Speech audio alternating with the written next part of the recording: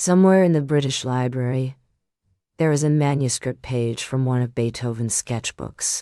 It is almost unreadable. Notes scratched out, rewritten, crossed through again. Whole bars obliterated with such force that the pen tore the paper. What survives is not a composition. It is an argument. A man fighting with an idea that would not hold still. Now consider a different page. Clean. No corrections. Every word in its place from the first stroke to the last. Most people, shown these two pages side by side, will tell you they trust the first one more. Not because it is better, because it feels more real. Why does a crossed-out mistake feel like a window, and a perfect page feel like a wall? The obvious answer is authenticity.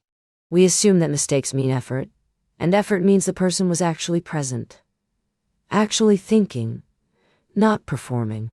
A page without errors could mean competence, but it could also mean nothing was at stake, or that it was copied, or that it was composed somewhere else and transcribed carefully here, with all the mess already hidden.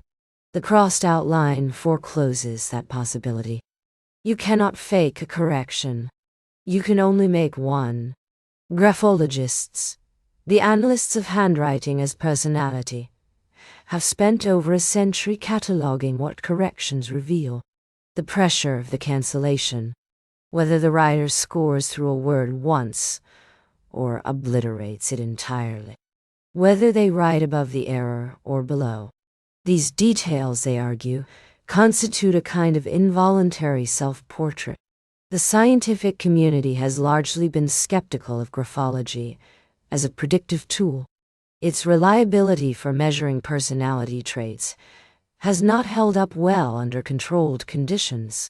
But the intuition that graphologists are trying to formalize, that the handwritten correction reveals something true, that intuition appears to be universal, and it appears to be correct. Just not for the reasons graphologists typically give. What you are actually reading, when you read a crossed-out mistake, is a record of time. A clean page is static. It presents a finished thing. It has no before and after, only now. But a correction makes visible the moment a mind changed. There was a version of this sentence that no longer exists. The writer decided it was wrong. They moved past it. All of that is encoded in a single diagonal line through 5 words. Cognitive scientists who study mental state attribution, the process by which we infer what other people are thinking, describe this as reading intention. We are pattern recognition machines built specifically to model other minds. And a correction gives us the raw materials to do that. We see the mistake. We see the decision to correct it.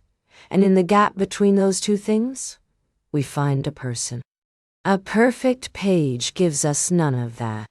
It is a result. Results are useful, but they are not intimate.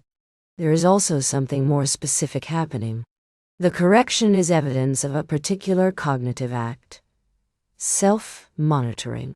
The writer read what they wrote, compared it to what they meant, found them misaligned, and intervened. That is not a small thing. It is the fundamental loop of conscious thought. And when we see its traces on paper, we recognize it the way you might recognize a face, not by analyzing it, but by something faster than analysis. There is a concept in Japanese aesthetics called wabi-sabi. It finds beauty in impermanence, in incompleteness, in the marks that time and use leave on objects. A cracked ceramic bowl repaired with gold. A garden allowed to grow slightly asymmetrically. The philosophy holds that perfection is not only unattainable but aesthetically suspicious, that something without flaw has been protected from life rather than lived. This is not a uniquely Japanese perception. Across cultures, the handmade object that shows its making is valued above the object that conceals it. Persian rug weavers traditionally introduced a deliberate flaw into their work, the so-called spirit line, both as a gesture of humility before God and as a mark of the human hand. The flaw was the signature. This extends to people. Social psychology research on what is sometimes called the pratfall effect, documented first by Elliot Aronson in the 1960s, found that competent people who make small, visible mistakes are rated as more likable and more trustworthy than those who appear flawless. The mistake functions as evidence of humanity. Flawlessness, by contrast, creates distance. It is harder to trust something that shows no sign of struggle. The crossed-out word on a handwritten page is doing exactly this work. It is not a flaw in the document. It is proof that the document was written by something that can make flaws. Which is to say, by a person. We no longer make many corrections on paper. Word processors undo mistakes before they become visible.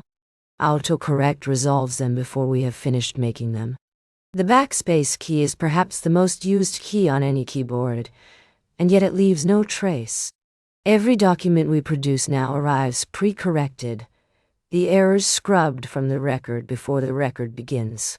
What this means is that the crossed-out mistake, one of the oldest forms of visible self-disclosure, is quietly disappearing from everyday life. We are producing more text than at any point in human history, and less of it shows any sign of having been thought through. This is not necessarily a loss of quality. The documents may be just as good or better, but something else is being lost. The scholar who studies a digital draft does not see the false starts. The person who receives a typed letter does not see what was almost said. The correction, which was always a kind of gift, a glimpse behind the finished surface, has been engineered out of the process. There is a reason that handwritten letters still carry a different weight than emails, even when the words are identical. Part of it is the effort involved.